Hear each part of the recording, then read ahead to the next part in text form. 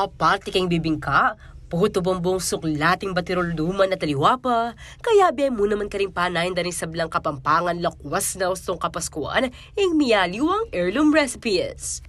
O neng misan bagya-bagya na iting makakalingwan, lakwas na karing kay nakan.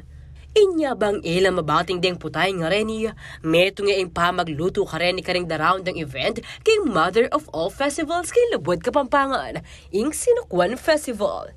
Sabado, November 23, meron pa checking Robinson Sarmes Pampanga in Kurang-Kurangan 2024. Nandiyo po rin sabihin kurang-kurangan din yung mga latita mo, lalo na siguro yung ikan mamyalong tamong kurang-kurangan, dito mga lating kalang at mga lating balanga, karing ka magluto ka.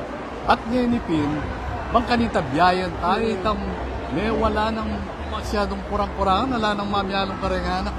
May nibatliking adong syudad at apat na balangketi Labod Kapampangan, ding miligligan. Binida na ning Angeles City, ingasadong matuwa, kabang pepakit na ning Mexico ing klase ka pa magluto king Morcon.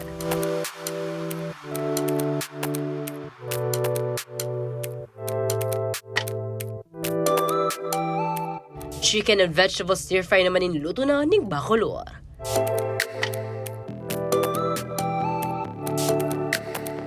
Ing pisto aminana pa karing Kastila naman ni Petak man na ning balen ning apalit.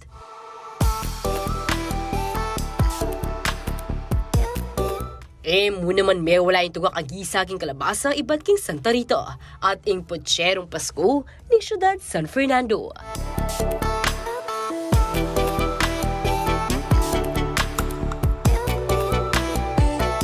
King katataw liyan, ikuwano panlasa ning asadong mato ning Angeles City dingurado. Ing asadong matuang aman wanda po, ing pamiyaliwana po nini kitang typical mong asado, ini pong asadong mato talagang pebokal depo kayong kamatis, kayong malwa tayoras.